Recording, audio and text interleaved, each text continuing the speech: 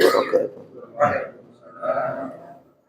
نحمده ونصلي ونسلم على رسوله الكريم وعلى آله وأصحابه أجمعين. أما بعد, kita lanjut mengaji Aqidatul Awam.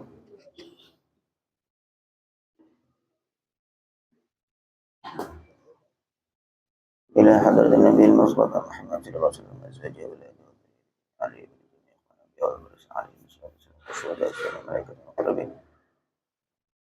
وصلى السيد أحمد المرزوقي وليس محمد بن علي بن عبد الصمد الإجزاء الأستاذ محمد يحيى علوم الدين إلى شيخ نزار بن عبد الله الشامر ومن شيخه من رسول الله صلى الله عليه وسلم. اللهم اغفر لنا في الدارين. الفاتحة. أعوذ بالله من الشيطان الرجيم. بسم الله الرحمن الرحيم. الحمد لله رب العالمين الرحمن الرحيم مالك يوم الدين. إياك نعبد وإياك نستعين اهدنا الصراط المستقيم صراط الذين أنعمت عليهم غير المغضوب عليهم ولا الضالين. Bismillahirrahmanirrahim. Kita lanjut bahas atau ngaji tentang istri-istri baginda Nabi Sallallahu Alaihi Wasallam. Sedikit ringkasan bahwa kemarin kita bahas bahwa Nabi itu memiliki istri lebih dari 4. Dalam sebuah riwayat yang masyhur beliau istrinya 11. Hanya saja ada 2 istri yang wafat lebih dulu daripada Nabi. Nah, kemudian ketika Nabi wafat, maka istri yang ada yang tertinggal itu hanya tinggal 9. Makanya antis ainis watin wafatul Mustafa. Wafatnya Nabi, wafatnya Mustafa, Nabi yang terpilih meninggalkan 9 istri. Tentu saja sudah dijelaskan kemarin bahwa diperbolehkannya menikah lebih dari 4 itu kekhususan bagi Nabi Sallallahu Alaihi Wasallam karena beberapa tujuan. Tentu saja bukan tujuan pribadi ya, tapi tujuan yang berkaitan dengan agama. Di antaranya ya untuk karena diri beliau ada sumber hukum, gitu. Pribadi Nabi itu menjadi sumber hukum, maka nanti adanya istri Nabi nanti akan meriwayatkan tentang bagaimana muasyarah di dalam keluarga, bagaimana tentang haid, bagaimana tentang kehidupan Nabi di dalam rumah. Dengan adanya banyak istri itu juga Nabi SAW punya hubungan yang lebih erat kepada kaumnya, sehingga karena ada hubungan-hubungan musyawarah atau hubungan-hubungan pernikahan dengan kaumnya. Dan masih banyak lagi nanti akan dijelaskan di bagian akhir. Kita kemarin sudah membahas beberapa istri Nabi. Sekarang kita lanjut yang kelima dari istri-istri yang ditinggal wafat oleh Nabi. Yang kelima, Maimunah bintul Harith ibn Hazan. Maimunah bintul Harith. Wahia khalatu Abdullah bin Abbas. Dia, Maimunah ini adalah sepupunya Abdullah bin Abbas. Abdullah bin Abbas ini sepupunya Nabi, kemudian Maimunah ini sepupunya Abdullah bin Abbas. Wa ukhtuha Asma bintu Umais. Saudari perempuannya Maimunah itu ada yang namanya Asma bintu Umais, wa Salma bintu Umais, wa Zainab bintu Khuzaimah, dan juga ada Zainab bintu Khuzaimah. Zaujun Nabi sallallahu alaihi wasallam, yaitu istri Nabi sallallahu alaihi wasallam. Wa khalatu Khalid ibn Walid, dan juga sekaligus Maimunah ini sebagai bibinya Khalid ibn Walid. Hubungan kekeluargaan mereka itu. Wa kanat fil jahiliyati inda Mas'ud ibn Amr fa faraqaha. Sebelum menikah dengan Nabi, Maimunah itu di masa jahiliyah punya suami namanya Mas'ud ibn Amr. Kemudian dicerai oleh Mas'ud. Fa khalafa 'alaiha Abu Raham ibn Abdul Uzza al-Amiri fatufiya anha. Kemudian setelah Mas'ud menceraikannya, kemudian dinikah oleh Abu Raham ibn Abdul Uzza al-Amiri. Setelah itu Abu Raham wafat. Fatazawwajaha sallallahu alaihi wasallam sanata 7 fi umratil qada. Kemudian Nabi menikah dengan Maimunah itu pada tahun ke-7 Hijrah pada peristiwa Umratul Qada, umrah qada.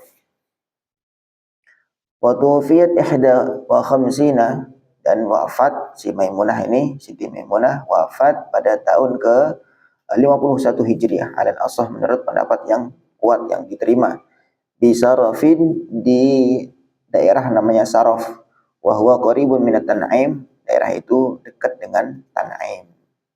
Wa dufinat fihi, dan dimakamkan di situ di tempat Saraf itu.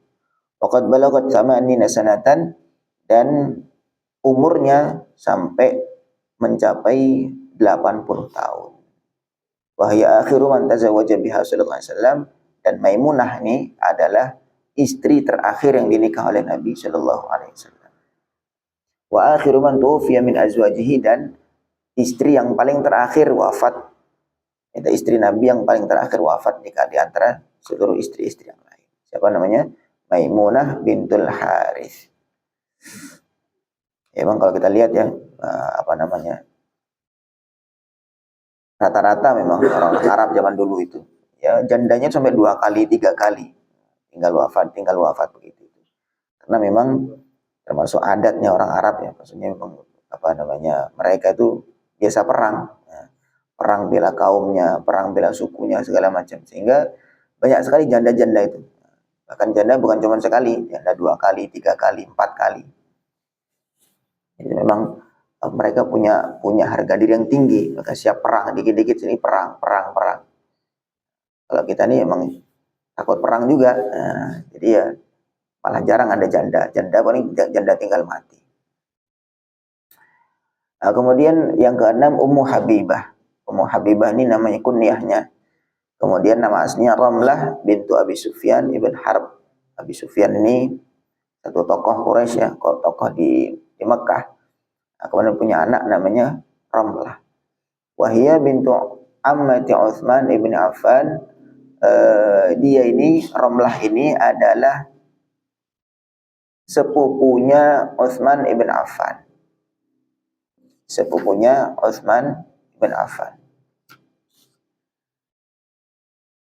Aslamat qadiman, di awal-awal sudah masuk Islam, termasuk orang-orang yang masuk Islam di awal-awal.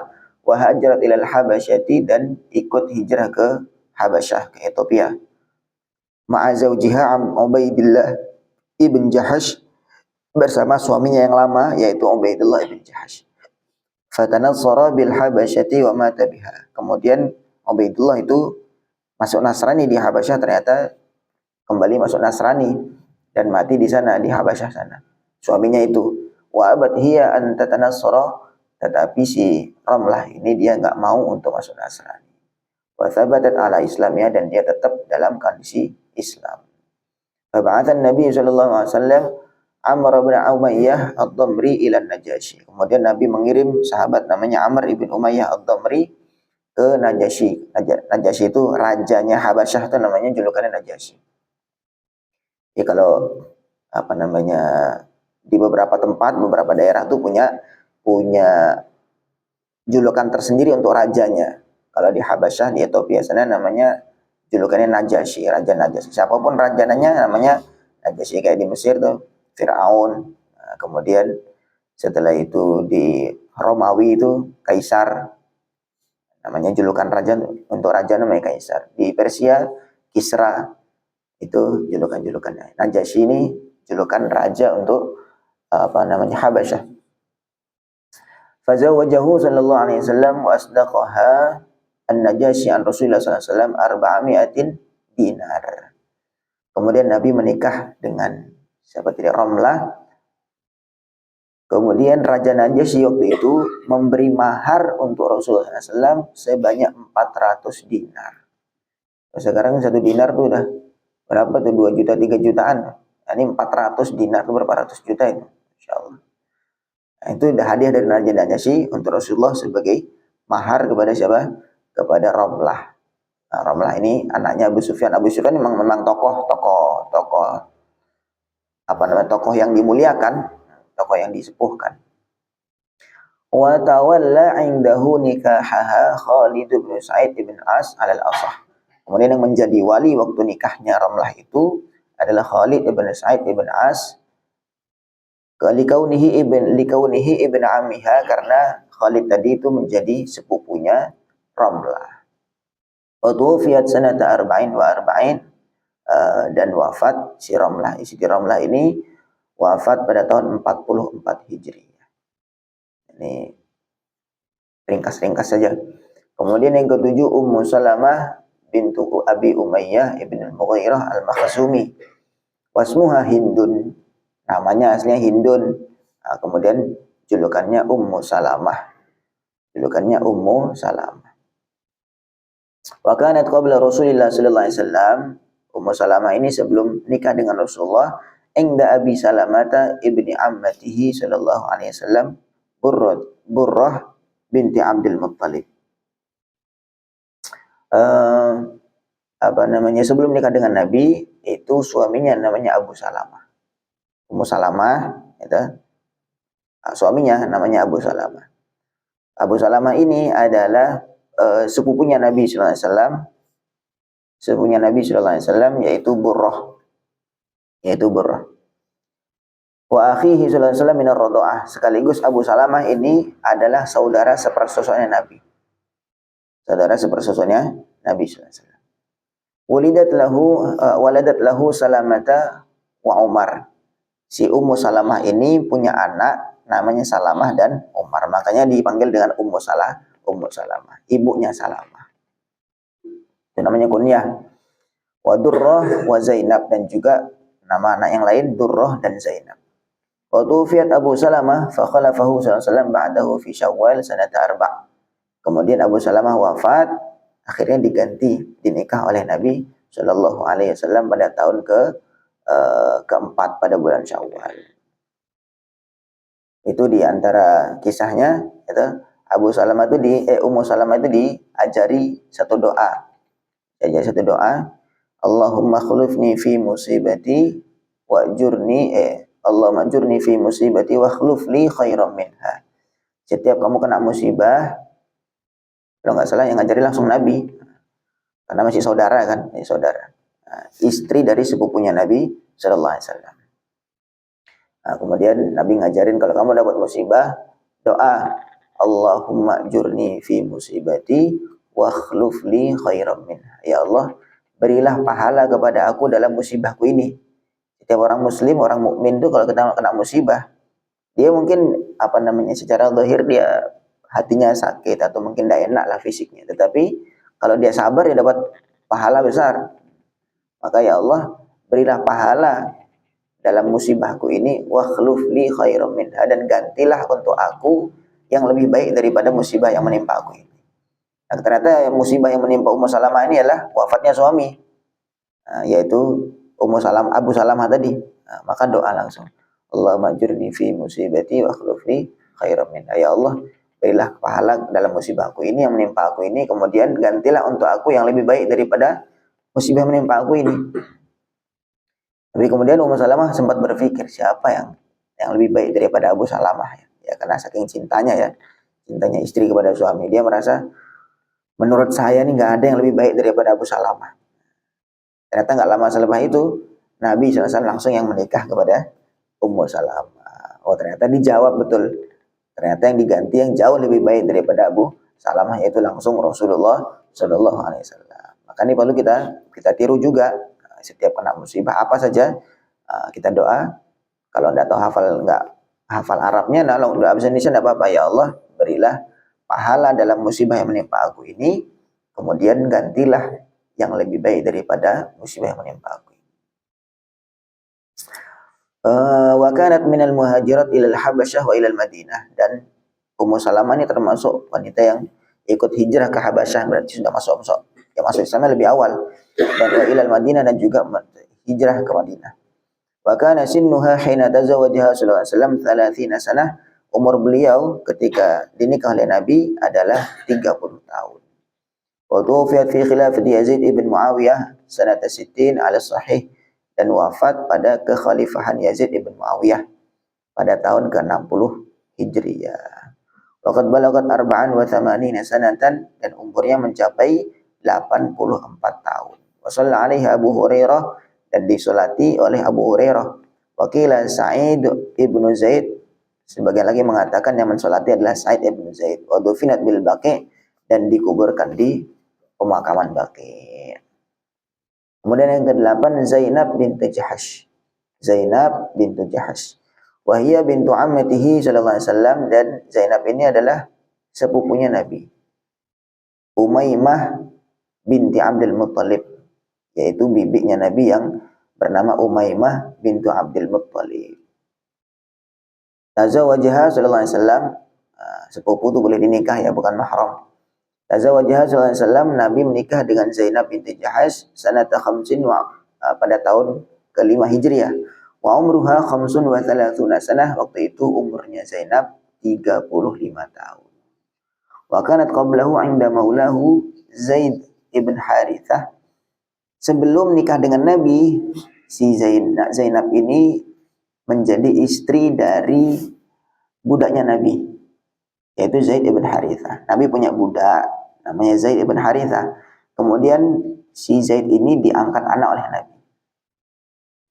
Sehingga karena diangkat anak oleh Nabi, waktu itu sempat oleh para sahabat itu Zaid ini dipanggil Zaid ibn Muhammad.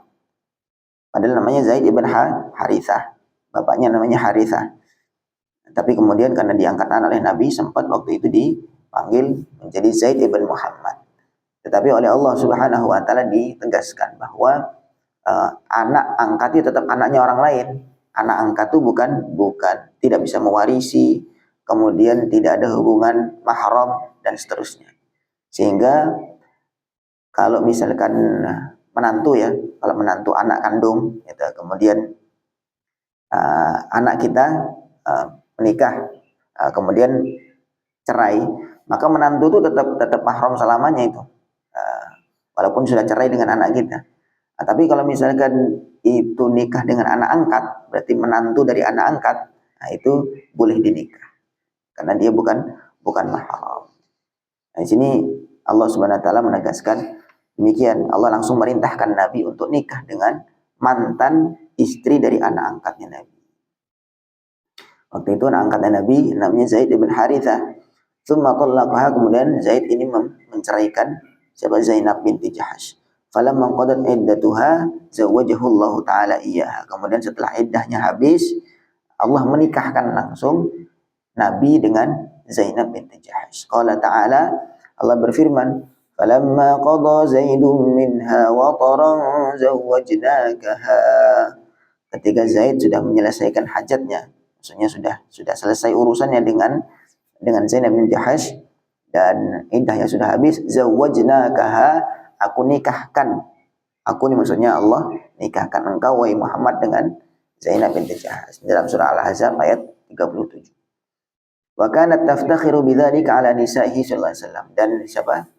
Zainab binti Jahash ini sering membanggakan hal ini dibanding madu-madunya yang lain, istri-istri Nabi yang lain. Wa taqulu, dan dia mengatakan, innallaha ankahani iyyahu min fawqi sab'i samawat. Allah langsung menikahkan aku dengan Nabi dari atas 7 lapis langit. Wa fiha nazalal hijab, dan terkait kejadian Zainab binti Jahash inilah turun ayat hijab. Jadi beliau Siti Zainab binti Jahash ini sering membanggakan pernikahan beliau dibandingkan istri-istri yang lain. Wa hiya awwalu nisa'ihi luhuqan fil wafat. Kemudian Zainab juga termasuk istri Nabi yang paling pertama menyusul Nabi wafatnya paling pertama menyusul Nabi. Tuwfiyat sanata 20 fi khilafati Umar radhiyallahu anhu, wafat pada tahun 20 masa kekhalifahan Umar radhiyallahu anhu. Waqad balagat 53 sanah, umurnya waktu itu 53 tahun. Wa shalla 'alaiha Umar bin Khattab radhiyallahu anhu, dan disolati oleh Sayyidina Umar bin Khattab. Wa dufinat bil Baqi', dan juga dikuburkan di tanah Baqi'. Yang ke-9 Juwairiyah bintul Harith al-Khuza'iyah. Juwairiyah bintul Harith kanat fi sabaya Banil Mustalik min Khuza'ah. Juwairiyah ini dulunya adalah tawanan Yahudi Bani Mustalik dari kabilah Khuza'ah.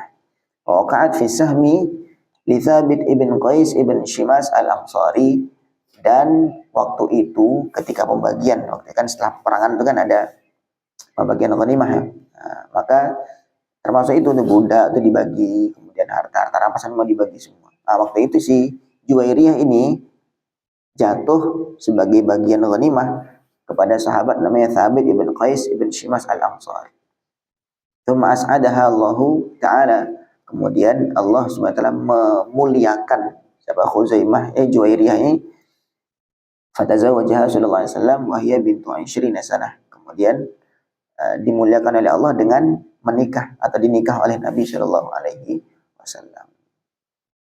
Wa hiya bintu 20 sanah, waktu itu umurnya 20 tahun.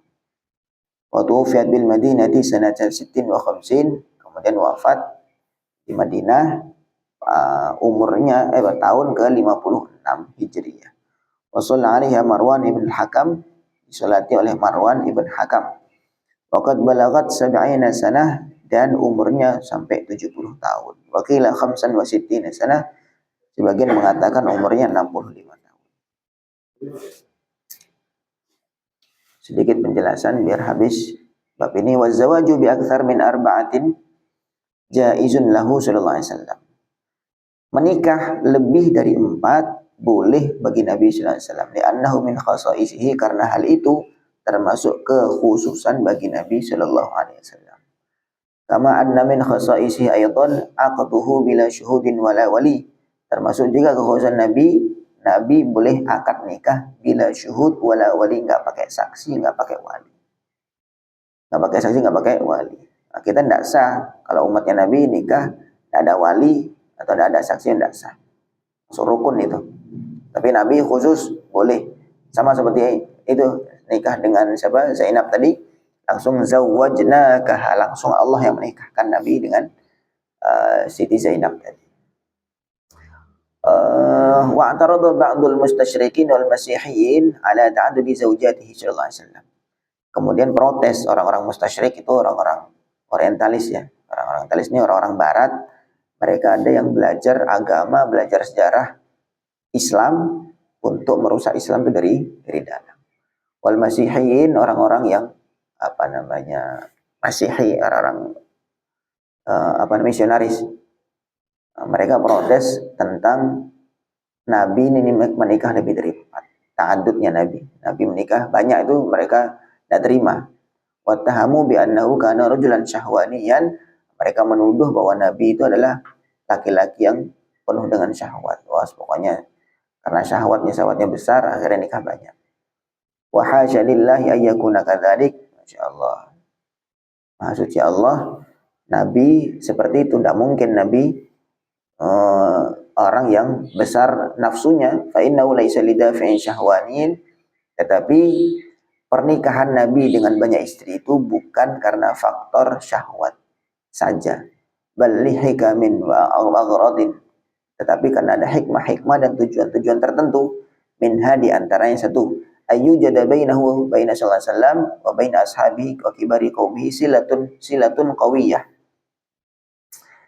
Dengan Nabi menikah dengan banyak istri, dan istri-istri Nabi itu rata-rata bukan orang biasa, banyak yang dari suku-suku ternama,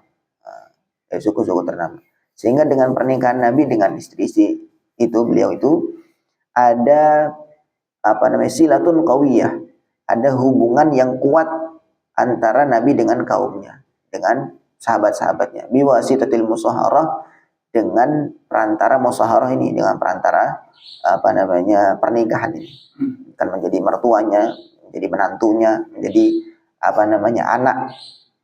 anak bawaannya, gitu. Hatta yasula alaihi ittisaluhum fi qadaya mukhtalifah, sehingga mudah bagi Nabi untuk menyelesaikan masalah-masalah para sahabat.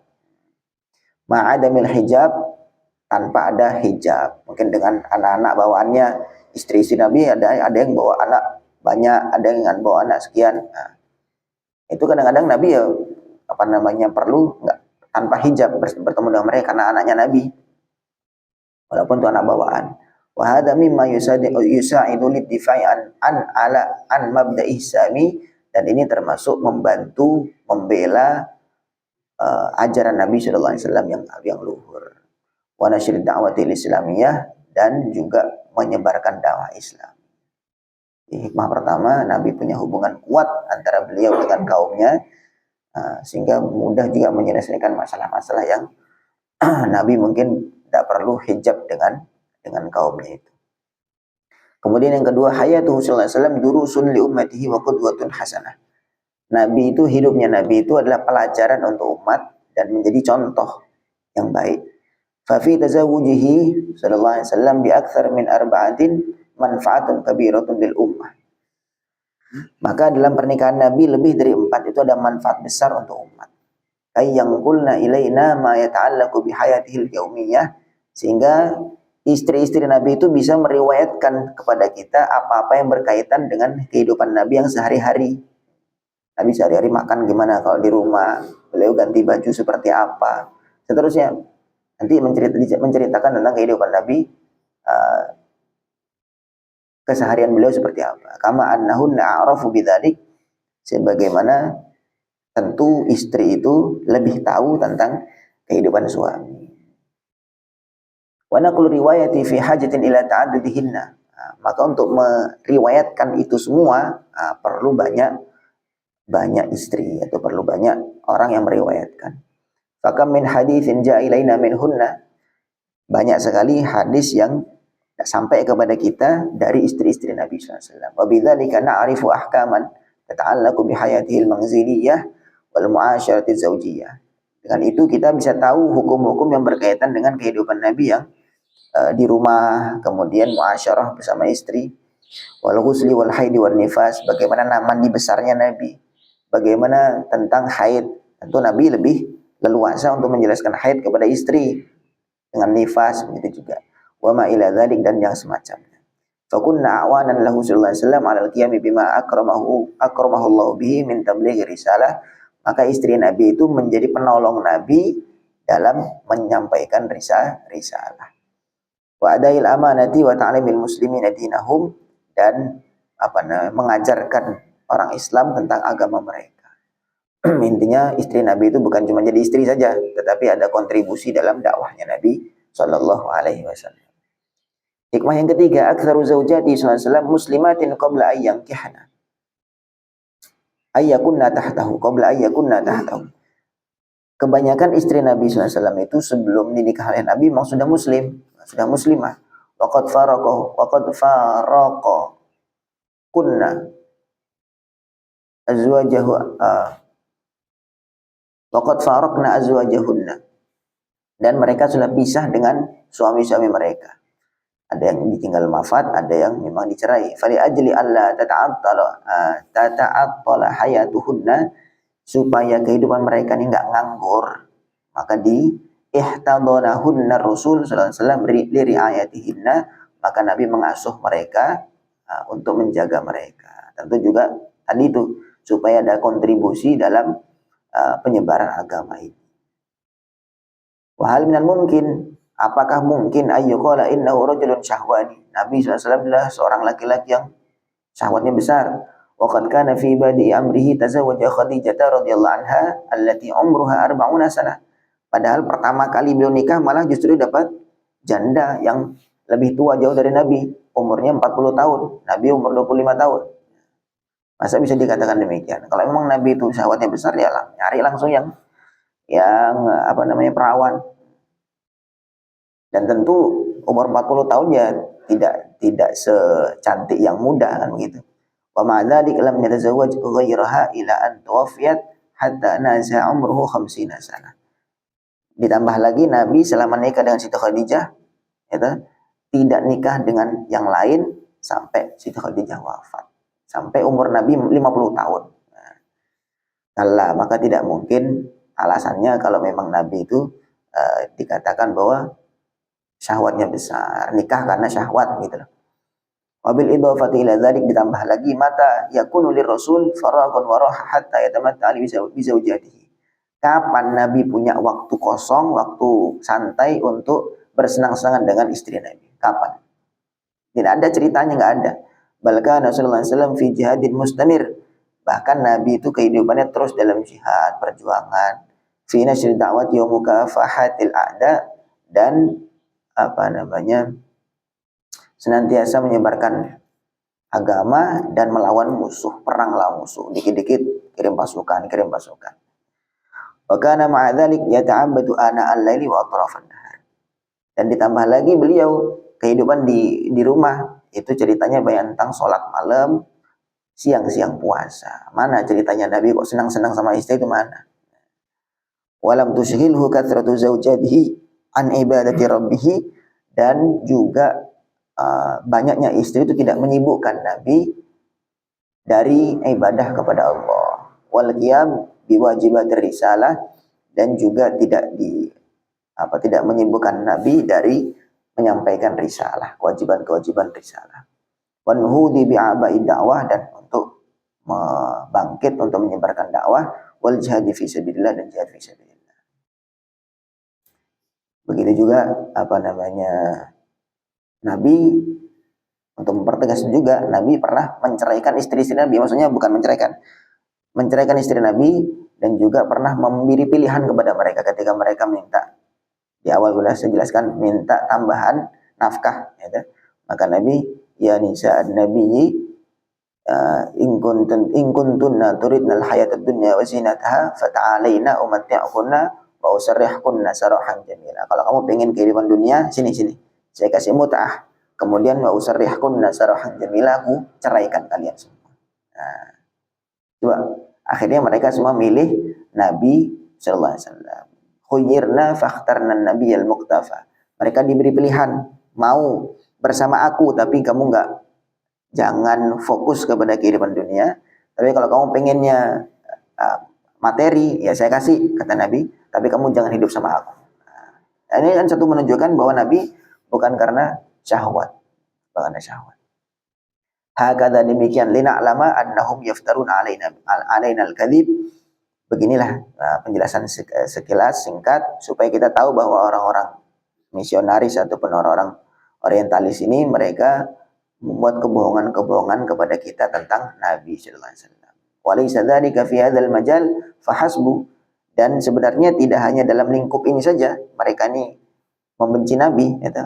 Ballahum syattal majalat allati yudarrijuna fiha mabadi'ahum al-haqidah diddar Rasul sallallahu alaihi wasallam. Yang mana mereka orang orientalis ini banyak sekali dari sisi-sisi manapun mereka menyerang Nabi sallallahu alaihi wasallam, dan mereka menyebarkan ajaran mereka yang intinya benci kepada Rasulullah sallallahu alaihi wasallam dan juga umat Islam. Jadi buat Nabi itu